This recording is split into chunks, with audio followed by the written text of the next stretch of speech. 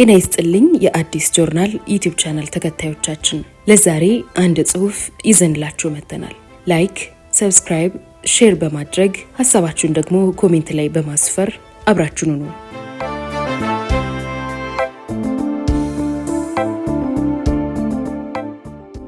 የአየር ወለድ ጦር አመጽ ከዘነበ ፈለቀ ነበር መጽሐፍ የተወሰደ።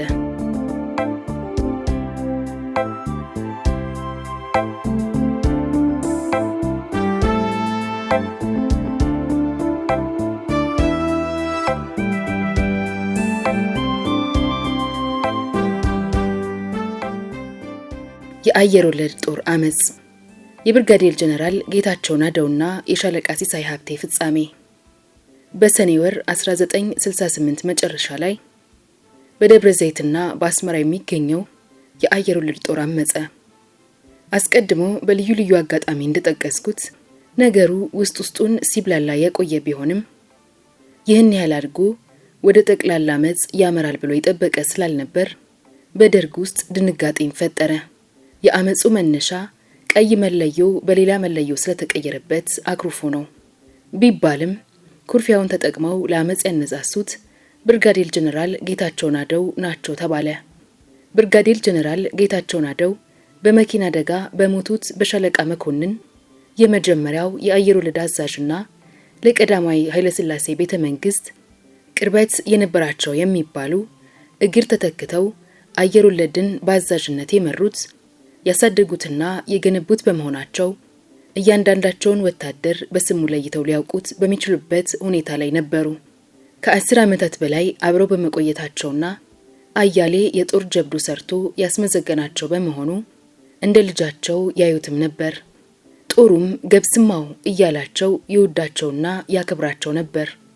በማዕረግ እድገት ምክንያት አዛዥነታቸውን ለኮሎኔል ዓለም ዘውድ ተሰማ አስረክበው ቢለዩትም ምንጊዜም እንዳዛዡ እየተመለከታቸው እርሳቸውም በሌሎች የጦር ክፍሎች እየተዘዋወሩ ቢሰሩም ራሳቸውን የእድሜ ልክ የአየር ወለድ አድርገው የኖሩ ነበሩ። የአየር ወለድ ጦር መለዮውን ከኢትዮጵያ ባንዲራ ቀጥለው እያፈቅረው ነበር። ስለዚህ ለብሔራዊ ባንዲራው ለቀይ መለዮና ለበራሪ ነብር የክፍል አርማው ክብር በጀግነት ሲዋጋ የቆየ በመሆኑ መለዮ ታሪኩና የክፍል ኩራቱ ነበር። መለዮውን እንዲያወልቅና በሌላ እንዲተካ በመገደዱ ቅር ተሰኝቶም ቆይቷል። በሚያዝያ 1968 ወር ይመስለኛል የአየር ወለድ ትምህርታቸውን ያጠናቀቁ አዲስ ወታደሮችን ሊመርቁ ለተገኙ እንግዶች የእጅ በእጅ ውጊያና ከሄሊኮፕተር የመውረድ ትርኢት ያሳዩ ነባር ወታደሮች በኪሳቸው ውስጥ ደብቀው የነበረው ቀይ መለዮ አውጥተው ከትርኢቱ መጨረሻ ራሳቸው ላይ አድርገው ለቀይ መለዮአችን ይፈሳል ደማችን በማለት እየጨፈሩ ቅሬታቸውን በመግለጻቸው እንግዶቻቸውን አስቀየሙ። የነዚህ ወታደሮች ድርጊት ያረጀ ቁርሾ ቀስቁሶ ደርግ በጠቅላላው አየር ወለድ ላይ ጥርሱን ነከሰ። ደርግ እንደተቋቋመ ለሻለቃ መርሻ አድማሱ ሰጥቷቸው የነበረውን ሹመት እንዲሰርዝ ማስገደዱን ያስታውሰዋል። በተለይ ሌተናንት ኮሎኔል ተስፋዬ ገብረ ኪዳን ከቆየ የግል ጥላቻቸው ቅድመ አብዮት ናዝሬት ዳንስ ቤት ውስጥ የአየር ወለድ ወታደሮች ደብድበዋቸው ነበር ይባላል ጋር የመለዮ መዝሙር እንደ ጥፋት ተጨመረበትና በንዴት ጦፉ። ምናልባትም በዚያን ዕለት ሳይሆን አይቀርም አየር ወለድ ከኢትዮጵያ ጦር ኃይሎች ተነጥሎ መጥፋት እንዳለበት የወሰኑት። ነገር ግን መለዮ ከጥቂት ዓመታት በኋላ ከነክብሩ ተመልሶለታል። ከብርጋዴር ጀነራል ጌታቸው ናደው ጋር በተያያዘ ሁኔታ በጥርጣሬ ሲታይ የቆየው የዚህ ጦር ጠቅላላ አመጽ ደርግን ቢያስደነግጠው አይገርምም። ምክንያቱም ብርቱ ተዋጊ የተከበረና የተፈራ ጦር ነበር። እስከ 1967 አጋማሽ ድረስ እስረኛውን ንጉስ በጥንቃቄ የጠበቀለት፣ ከዚያም በኋላ ኃይለኛ ማጽ የተባሉ የመሬት ከበርቴዎችን እንዳያንሰራሩ አድርጎ የደቆሰለት፣ ለሚያቋቁሟቸው አዳዲስ የጦር ክፍሎችና አፋኝ ልዩ ኮማንዶዎች እርሾና ስልጣኝ የሆነለት፣ ሻቢያ አስመራ ለመግባት ያድርግ የነበረውን ግስጋሴ በተደጋጋሚ ከገቱለት የሁለተኛ ክፍለ ጦር እግረኛ ተዋጊዎች ውስጥ አንዱ ይህ ጦር ነበር። በጠቅላላው የምድር ጦር ክፍሎች በአየር ኃይል በረራና በምድር አየር ግንኙነት ዳጎስ በባህር ኃይል ማሪን ኮማንዶና በአደሌ 5ኛ ልዩ ኮማንዶ ሻለቃ ውስጥ ከሚገኙ ጠንካራ መኮንኖች ውስጥ የአየር ወለድ ትምህርት ቤቶችን ያልረገጡ ጥቂቶች ነበሩ። የበረራ ደህንነት፣ የአዲስ አበባ ደህንነት ልዩ ጥበቃ፣ የደርግ ስውር ጥበቃ፣ የደርግ አስተዳደር ዘመቻና ጥበቃ፣ የሬዲዮ መገናኛ መረቡ ሳይቀር በአየር ወለድ መኮንኖችና የበታች ሹሞች የተሞሉ ነበሩ። በራሱ በደርግ ውስጥ እንኳን በቀጥታና በተዘዋዋሪ መንገድ የተወከሉ 10 ያህል የአየር ወለድ መኮንኖች ነበሩበት። ስለዚህ የዚህ ጦር አመጽ ጠንካራ መስመርና የተቀናጀ የእዝ ሰንሰለት ተከትሎ ቢደራጅ ኖሮ ሰፊ ድጋፍ ሊኖረው የሚችል ነበር። ደርግ ይህንን ጦር እየተጠቀመበት ይፈራው እየፈራውም ያከብረው ነበር። ሻለቃ መንግስቱ ራሳቸው በወታደር ልብሳቸው ውስጥ ወይንም ሜዳ ቴኒስ ሲጫወቱ የአየር ወለድ ጦር አርማ ያለበት ካናቴራ ይለብሱ እንደነበር አስታውሳለሁ። እና ይህ ጦር ለደርግ እንዳይወጣው የሚፋጅ እንዳይተፋው የሚቆጭ በጉንጭ ውስጥ ያለ ትኩስ ነገር ሆኖበት ቆይቷል። የጦር አመጽ የተሰማው እኩለ ሌሊት ግድም ከአመጹ ውስጥ ቀርተው ወደ ደርግ ጽሕፈት ቤት በመጡ 10 ያህል የበታች ሹሞች አማካኝነት ነው። የአመጹ መሪዎች አስመራ ለሚገኘው ክፍል ኮሎኔል አለማየሁ አስፋው፣ ደብረ ዘይት ለሚገኘው ደግሞ መቶ አለቃ ዱባልና መቶ አለቃ መርዕድ የሚባሉ እንደሆኑ እነዚህ አምልጠው የመጡ የበታች ሹሞች ለደርግ ተናገሩ። በአመጹ ውስጥ የብርጋዴር ጀነራል ጌታቸው ናደው እጅ እንዳለበትና እንደሌለበት መናገራቸውን አልሰማውም። በእኔ ግምት ግን የተናገሩ አልመሰለኝም። ምክንያቱም ጀነራሉ ወዲያውኑ አልተያዙምና። በደርግ በኩል ግን የአመጹ ማዕከል ጀነራሉ እንደሆኑ ታምኖ ያበቃለት ነበር። መቶ አለቃ ዱባልና መቶ አለቃ መርዕድ ጠንካራ የኢሃፓ ወታደሮች ከሆኑ የቆዩ ሲሆን ኮሎኔል አለማየሁ አስፋው በማህበራዊ መደባቸው የመሬት ከበርቴ ልጅ ቢሆኑም አመለካከታቸው ግን ወደ ኢሃፓ መስመር ያዘመመ ነው። ብርጋዴር ጀነራል ጌታቸው ናደው ደግሞ ወደ ቀኝ በጣም የራቁ በመሆናቸው ከነዚህ ሰዎች ጋር ተባብረው የአመጹ ማዕከል ሊሆኑ መብቃታቸው ግራ የሚያጋባ ነበር። ምናልባትም ሁሉም ለጊዜው በማያስማማቸው ላይ ተስማምተው በአየር ወለድ መሳሪያነት የጋራ ጠላታቸውን ደርግን ከደመሰሱ በኋላ በልዩነታቸው ላይ ሊደራደሩ አስበው ካልሆነ በቀር በአንድነት የሚያስጉዛቸው ዘላቂ የጋራ ዓላማ አልነበራቸውም። ወይም አየር ወለድ ጦር ብርጋዴር ጀነራል ጌታቸው ላይ የነበረውን እምነት አስታከው ፈቃደኝነቱን ሙሉ ለሙሉ ለመጠቀም ወይንም በአመጹ ምክንያት የሚፈጠረውን ግርግርና ውዥንብር ተጠቅመው ጠንካራ ወታደራዊ ኃይል ወደ ኢሃፓ እንዲገባ ለማድረግ እንዲያመቻቸው ኮሎኔሉና ሁለቱ መቶ አለቆች የጀነራል ማዕከልነት ለጊዜው ተቀብለው ይሆናል የሚል ግምት አለኝ። አመጹ የተቀሰቀሰው ብርጋዴር ጀነራል ተፈሪ በንቲ የአየር ኃይል እጩ መኮንኖችን ለመመረቅ ደብረ ዘይት ይገኛሉ ተብሎ በሚጠበቁበት ዕለት አጥቢያ በመሆኑ የደርጉን ሊቀመንበር በማገት ወይንም በመግደል አስደንጋጭ ፖለቲካዊ ቀውስ ፈጥሮ ወደ መፈንቅለ መንግስት ለመረማመድ በሚያመች ሁኔታ ተጠንቶና ታቅዶ የተቀነባበረ ይመስላል። የአየር ኃይልና የአየር ወለድ ሰፈር የሚለየው በሽቦ አጥር ብቻ በመሆኑ እቅዱን ለመፈጸም ብዙ ርቀት መጓዝ አያስፈልግም። እነዚያ አመጹን የከዱ የበታች ሹሞች ምስጋና ይግባቸውና ሌሊቱን ገስግሰው መጥተው ቅድመ መረጃ በመስጠታቸው ደርግ መሪውን በምርኮ ሰጥቶ ከውድቀት ሊተርፍ ችሏል። የበታች ሹሞቹ ለውለታቸው ማካካሻ በበረራ ደህንነት ውስጥ እንዲሰሩ ተደርገዋል። ከውድቀት ሊተርፍ የቻለው አመጹን ከከዱት ከበታች ሹሞች ባገኘው ቅድመ መረጃ መነሻነት በቅጽበታዊ እርምጃ የአየር ወለድን ጦር ሰፈር በነበልባልና በሜካናይዝድ ጦር በማስከበቡ ብቻ አልነበረም። የአመጹ መሪዎች ማንም ሊያስበው የሚችለውን እነርሱ ግን ያላሰቡትን መሰረታዊ የስልት ስህተት በመፈጸማቸው ነበር። ይኸውም መፈንቅለ ሌሊት ላይ አመጽ ከመቆስቆስ ተቆጥበውና ለጊዜው አደብ ገዝተው ለደርግ ታዛዥነታቸውን ቢያሳዩት ኖሮ ብርጋዴር ጀነራል ተፈሪ በንቲ የምረቃ ስነ ስርዓት በሚያከናውኑበት ስፍራና መላውን የአየር ኃይል ግቢ የመጠበቅ ሙሉ ኃላፊነት የሚሰጠው ለነርሱ ነበር። ከዚህ በኋላ ሁሉም ነገር በገዛጁ በቁጥጥራቸው ስር ውሎ የነበረውን እንዳልነበር ማድረግ በተቻላቸውም ነበር። የሁሉም ነገር መበላሸት ከዚህ ስህተታቸው መነጨ። ይህ የስልት ስህተት እንዳለ ሆኖ አመጹን ከርተው ከደርግ ጋር የተቀላቀሉት የበታች ሹሞችን የአመጹን ደካማ ጎን በመጠቀም ከፍተኛ ግምት የሚሰጠው አስተዋጽኦ አድርጓል።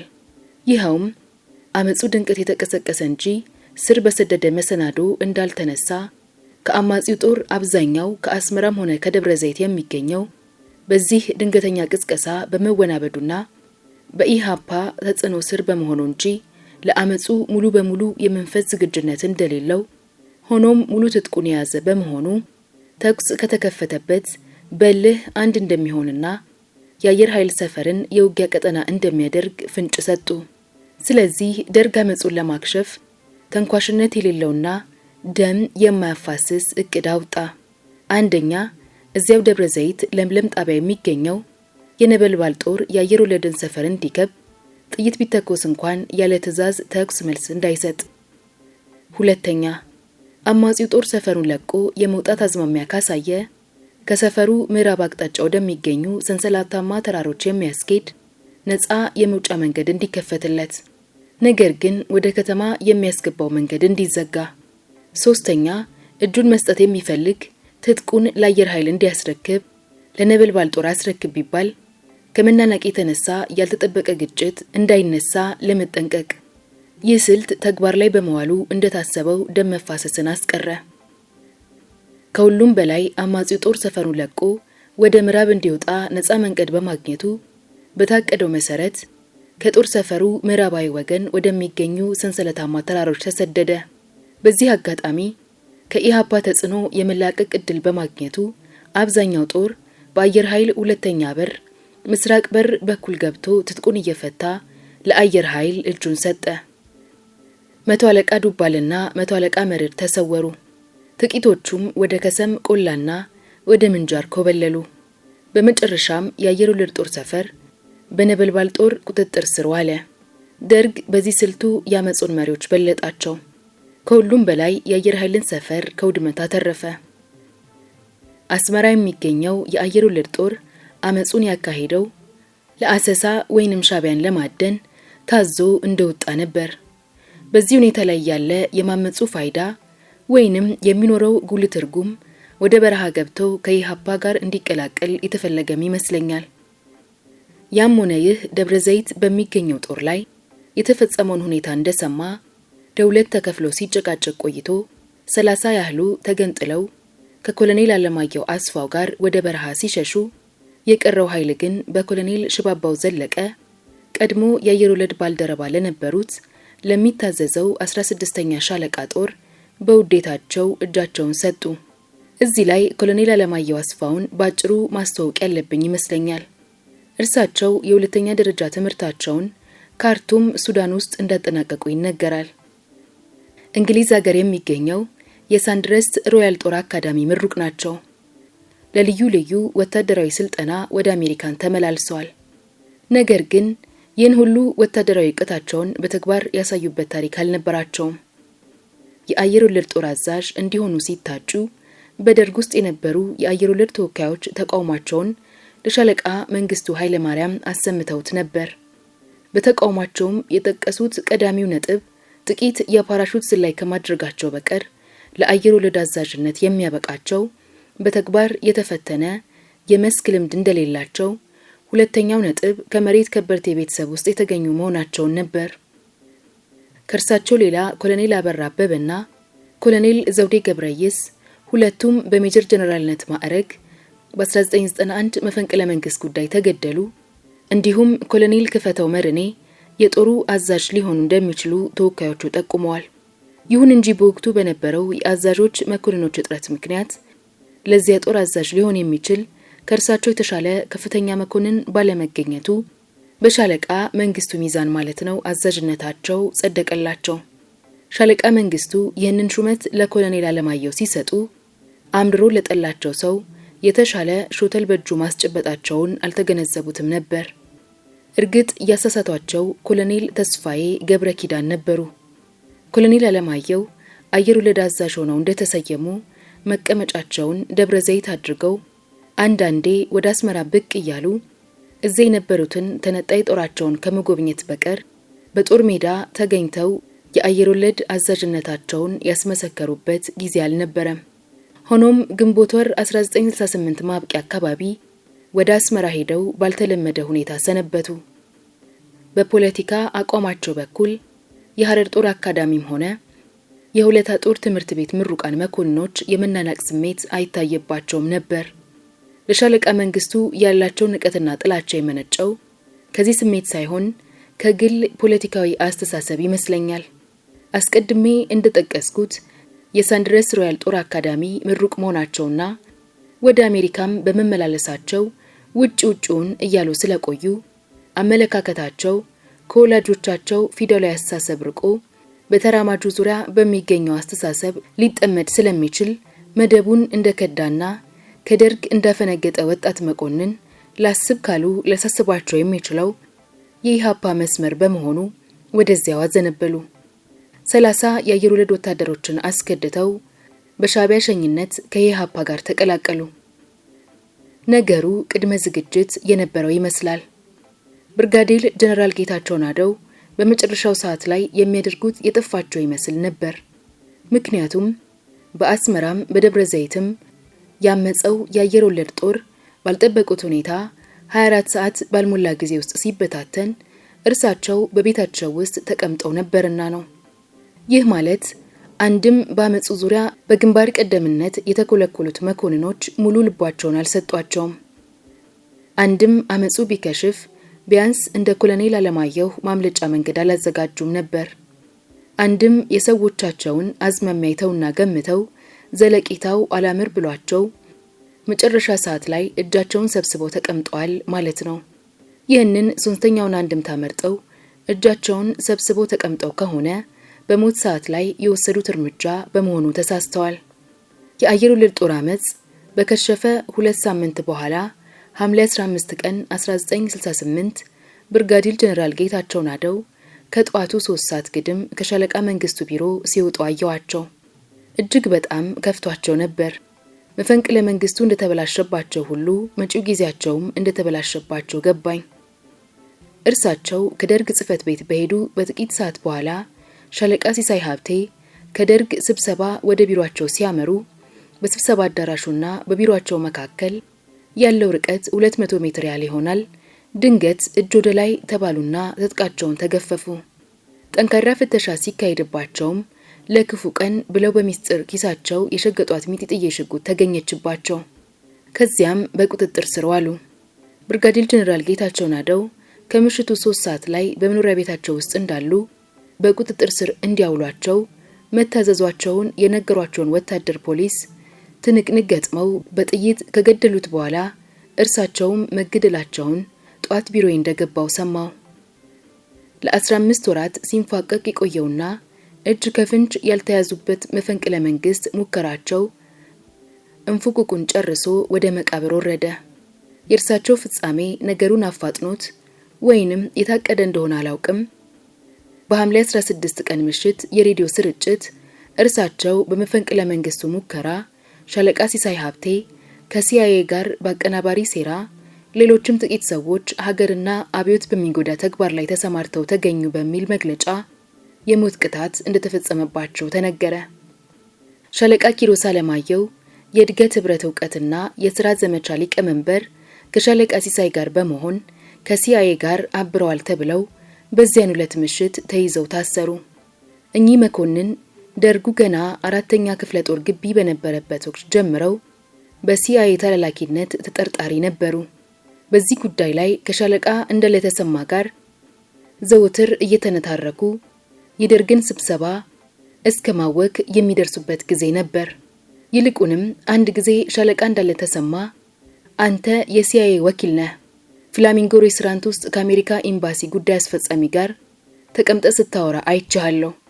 ከስብሰባ እንደወጣን ከዚያ ሰውዬ ጋር እዚያ ምን ታደርጋለህ? በማለት ሻለቃ ኪሮስን በደርግው ስብሰባ ላይ ስላጋለጧቸው ሽጉጥ ተማዘው ሻለቃ ተስፋዬ ገብረ ኪዳንና ሻለቃ ፍስሐ ደስታ በገላጋይነት መካከላቸው በመግባታቸው ሽጉጣቸውን ወደ የማህደሩ መመለሳቸውን አስታውሳለሁ። የደርግ አባላት በሲአይኤ ተላላኪነት ይጠረጥሩ የነበሩት ሻለቃ ኪሮስን ብቻ ሳይሆን ሌተናንት ኮማንደር የኋላሸት ግርማን ጭምር ነበር። ሻለቃ ሲሳይም ቢሆኑ በስብሰባ ላይ ይሰጡት የነበረው አስተያየትና የሚያመነጩት ሐሳብ ሁሉ ምዕራባዊ ይዘት ያለው ብቻ ሳይሆን ጠንካራ የአሜሪካ ደጋፊነታቸውን ያመላክት ስለነበር በሲአይኤ ወኪልነት ተጠርጣሪነታቸው ከነሻለቃ ኪሮስ የበለጠ ነበር።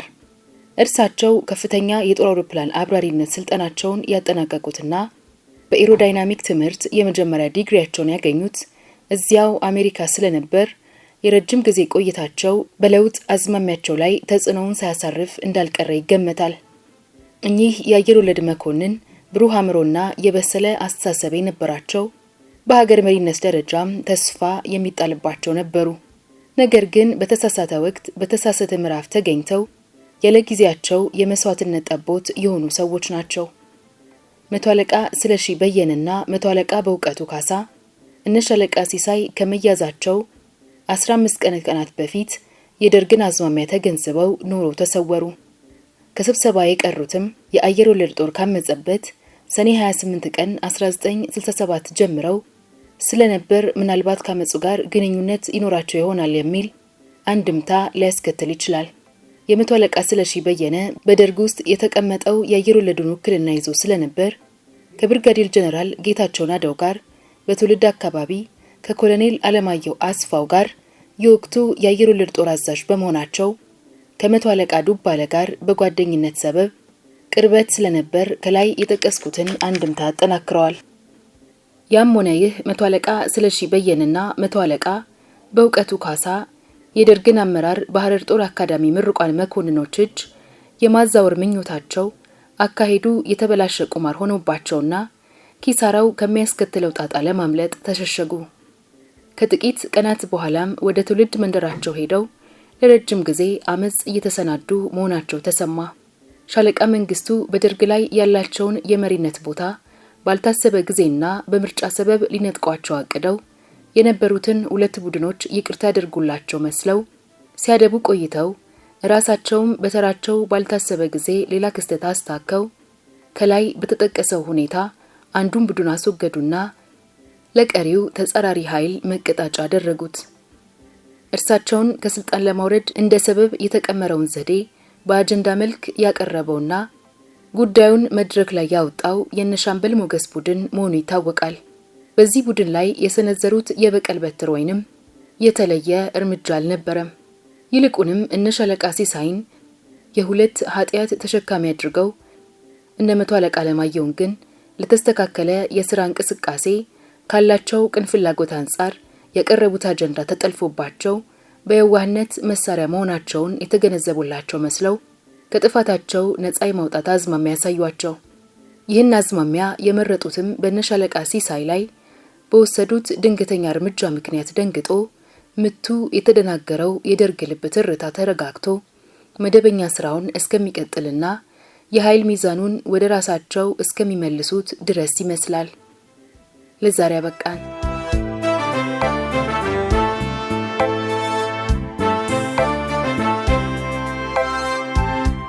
የዛሬ ታሪካችን እንዴት ነበር? ከወደዳችሁት ላይክ አድርጉ። ሐሳባችሁን ኮሜንት ላይ አስቀምጡልን። ሰብስክራይብ ማድረጋችሁንም እንዳትረሱ።